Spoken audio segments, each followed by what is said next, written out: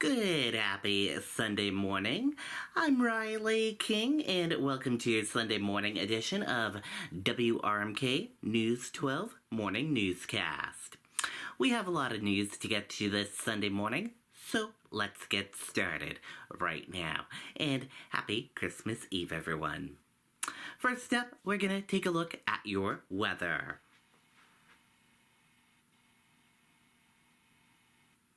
And here's a look at Riley's Kingdom of Weather right now.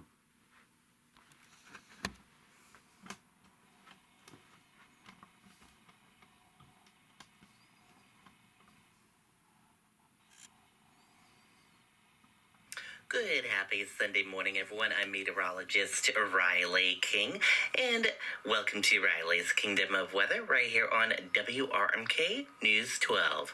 And happy Christmas Eve, everyone. Let's get started right now. As you can see on radar, we got a little bit of snow showers on radar right now, and a few areas of mixing as well. The weather right now is cloudy, 32 degrees. It feels like 32 degrees out there. Snow possible after 9 a.m.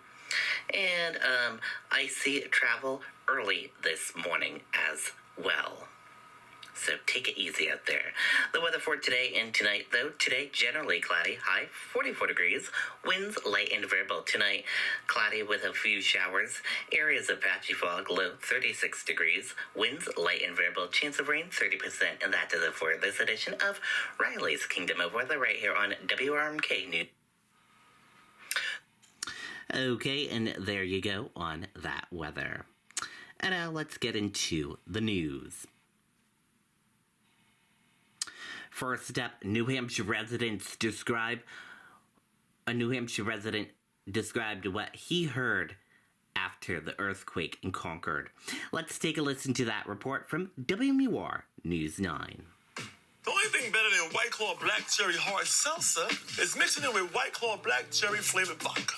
Ooh. It started just with a little rumble, and, started growing. Peter Beadle wasn't sure what he was hearing Friday night, but he knew it was getting loud. And then suddenly just a big, loud boom, and we really felt that, and it was like a good sustained boom for like 2 or 3 seconds. He was hearing an earthquake, measuring about 2.7 on the Richter scale, and centered only about a mile away from his Concord home. No damage was reported, but News 9 is getting reports of people hearing that same earthquake as far away as the Lakes region. I've never really known earthquakes themselves could be so loud. That earthquake was detected just southeast of the Steeplegate Mall here in Concord. And while it may have been a different and even frightening experience for some, experts say earthquakes are more common than you might think in New Hampshire. So in New England, we detect, anywhere from 20 to 50 earthquakes per year somewhere in the region. John Ebel is a senior research scientist with the Weston Observatory. He says there are a lot of unanswered questions about what exactly causes earthquakes in New England. His research suggests that these smaller tremors may be aftershocks from a much larger earthquake centuries ago. We know from historic records that there was an earthquake in 1638. I have published that I think that earthquake was centered in the Concord, New Hampshire area. And therefore, then this earthquake last night would be an aftershock of that, an aftershock that lasts, that was a few hundred years later. In Concord, Ross Ketchke, WMUR News 9. Okay, there you go on that report.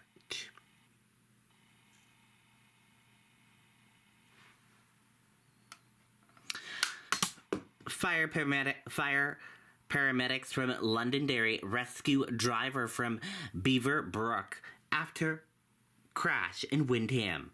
Let's take a listen to that report from WMUR News 9. Firefighters Brian Young and Mike England are trained to dive headfirst into dangerous situations.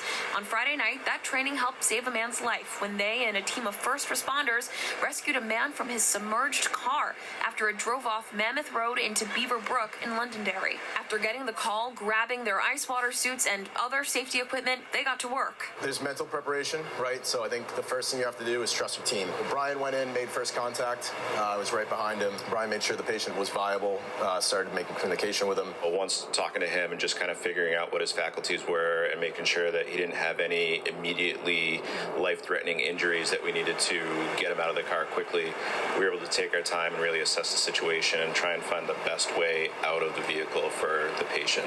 Lieutenant England says the entire team of Londonderry and Wyndham responders mapped out their rescue strategy. It's just a battle against the current at that point. The rushing waters, leaving them only a few minutes to decide. Our best option was actually remove the windshield, and we assisted him out through the windshield. And then quickly, Michael and I worked together, and we made sure that we got him across from the vehicle to the shore to the waiting crew to take good care of him. after the team of rescuers were able to safely bring the man to shore, he was taken to a Manchester hospital to recover. But the work for those rescuers and all crew members on scene was far from over. Next, crews secured the car, lifting it from the water.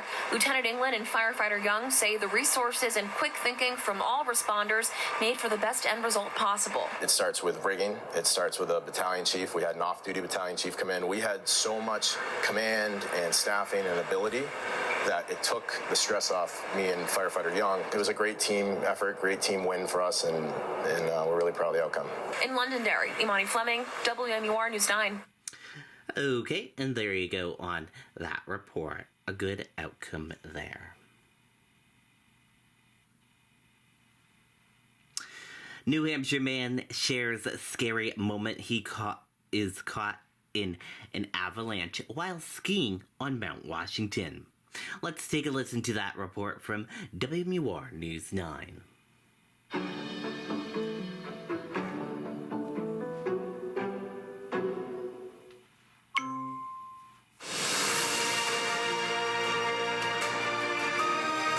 Now, take a look at this video. It really is just incredible. It shows the moments a skier from Bow was caught in an avalanche on Mount Washington. Tonight, we're hearing from that man who told us exactly what was going through his head as he was swept down the mountain.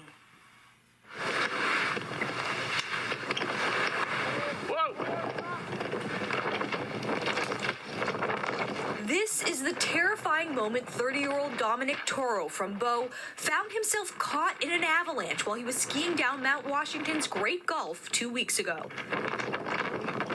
Video from his friend Adam Kruzna shows him getting swept down the mountain. Whoa! Radio! Oh! That moment he triggered the avalanche is still vivid for Toro. I hear Adam on the radio saying, avalanche, avalanche. And then I feel everything just release beneath me. Using the survival skills he's learned to stay alive, I pushed and swam as hard as I could to keep myself at the surface. he came to a stop about 600 feet down the mountain. You buy them? No. But then he realized he was hurt. I said, Adam, compound fracture. That started a 4-hour rescue with Fish and Game, snow rangers, and the National Guard helicopter all rushing to get to him. Another nearby skier and Kruzna, an EMT, keeping his friend's leg in a tourniquet. Toro's an experienced skier. He guides and teaches backcountry skiing, and he's skied down Mount Washington over 100 times. He says that day, he believes they'd done everything right, checking the forecast, testing the snowpack, and working as a team to ski down the mountain. But sometimes, nature has other plans. It doesn't matter who you are, how much experience you have out there. It can happen to anyone. He says he's taking this as a learning experience, because if he hadn't been prepared, things could have been a lot worse. If something like this happens to you, and you're lucky enough to survive it, just be extremely grateful. Dominic is incredibly doing okay tonight. He had 4 different surgeries, and he got out of the hospital just a few days ago. He has a very long road ahead of him, but he said he's determined to get back on the slopes. His family and friends have set up a GoFundMe that you can find online to help with some of his medical bills. Okay, and there you go on that report.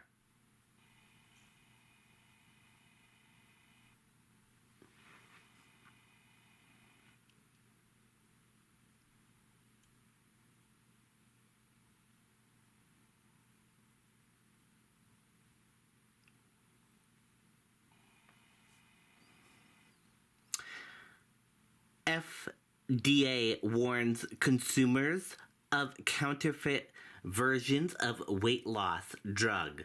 Let's take a listen to that report from NBC News.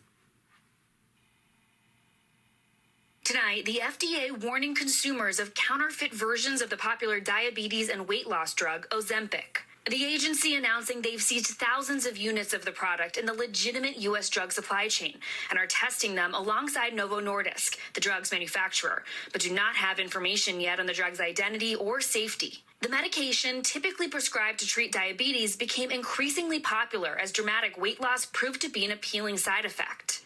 The hype is real. Iris Felder started using Ozempic in February. I was doing 2-a-days for 12 weeks, and I got nothing. It's helped her finally reach her weight loss goals. I can see myself being on this medication for a while and then kind of weaning myself off of it. That popularity surged, though, impacting supply nationwide, forcing some, like Ann Slater, to turn to a compound version. I did have a friend on TikTok who was already using a compounding pharmacy, but they weren't available in my state yet. So I started Googling, trying to find like a telehealth company that would be able to do it. Now, a specific warning about counterfeits, advising sellers and pharmacies to halt sales of any fake products with this serial number in lot NAR 0074, adding that FDA analysis found the needles in the samples are also counterfeit, presenting a potential increased risk of infection. Is it typical for a drug like this for counterfeits to come on the market? I was very shocked and surprised. It's incredibly scary that we don't know where the medication was made, where the compound was made, where it comes from, whether or not it's even sterile, safe to inject, whether or not it would lead to infection. People who have Ozempic injections from the lot number in concern should report it to the FDA Office of Criminal Investigations. The FDA released these images to show the difference between what the authentic Ozempic needle should look like versus the counterfeits they've seen. Patients, even though they very much want to start on these medications, should really take a step back and really maybe talk to their regular healthcare provider about alternative means to get authentic medication. The agency says it's aware of 5 adverse reactions from use of the drug in this lot, but all of them were consistent with known side effects related to the authentic version of the drug. Mara Barrett joins us now from Chicago. So, Mara, these weight loss drugs, they come at such a high price. Does that mean we might see even more of these fake or off-label, whatever you want to call it, versions? I think that's likely, and that's what a lot of manufacturers and regulators are concerned about, especially as I'm talking to doctors. They've said that this drug is really helpful for their patients, and they'd like to be able to prescribe it more, but the reality of the situation is that they are so expensive. Ozempic or an alternative like Wegovy costs about $1,000, and so doctors need to see either more affordable options get approved and regulated, or more insurance companies start to approve the medication for their patients. Otherwise, they worry we might see even more of these fake and potentially dangerous alternatives gain even more traction. Allison? Mara Barrett in Chicago, thank you. Thanks for watching. Stay updated. Okay, and there you go on that report.